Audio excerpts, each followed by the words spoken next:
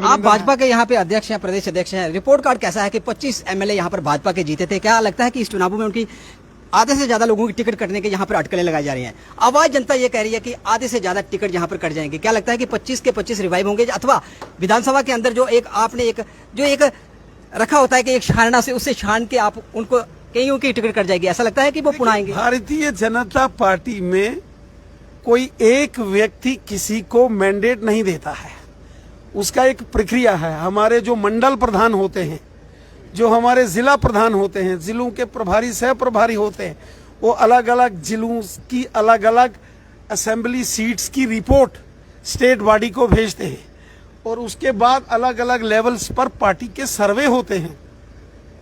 उसके बाद पार्टी की स्टेट में इलेक्शन कमेटी होती है, वो इलेक्शन कमेटी में वो चीजें डिस्कस होती हैं और अंत में दिल्ली में जो हमारे राष्ट्रीय स्तर के ऊपर हमारा सेंट्रल पार्लियामेंट्री बोर्ड होता है, एक इलेक्शन कमेटी होती है, वहां चीजें अंतोगत्वा डिसाइड होती हैं। और भारतीय जनता पार्टी में उसके लिए एक पैमाना है।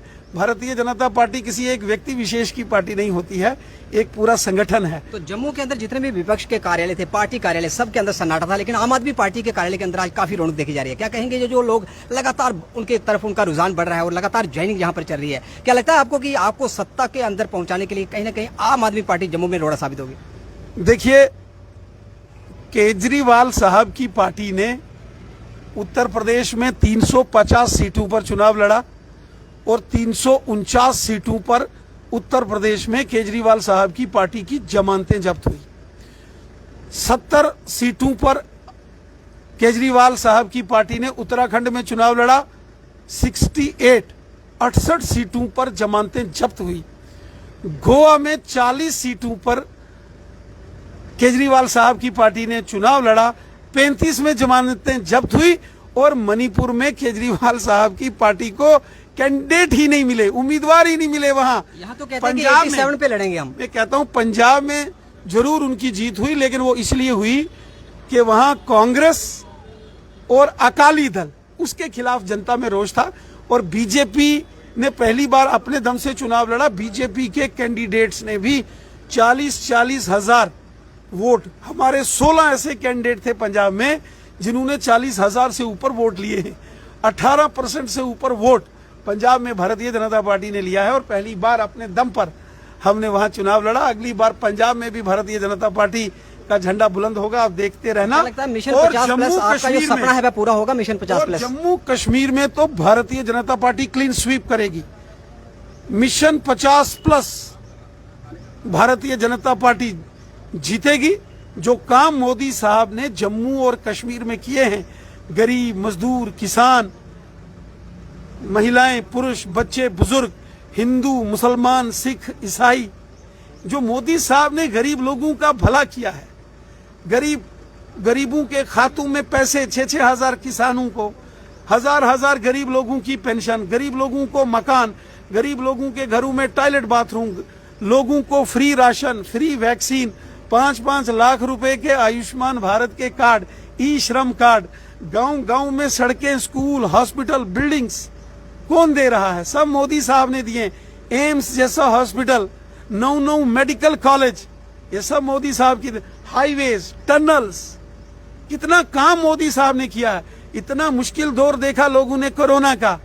अमेरिका, इंग्लैंड, चीन, जापान जैसे देश कोरोना में धराशायी हो गए, लेकिन मोदी साहब ने 135 करोड़ हिंदुस्तानियों को फ्री में वैक्सीन लगवाकर इस कोरोना को खत्म किया। तो मोदी साहब ने किया, बीजेपी ने किया।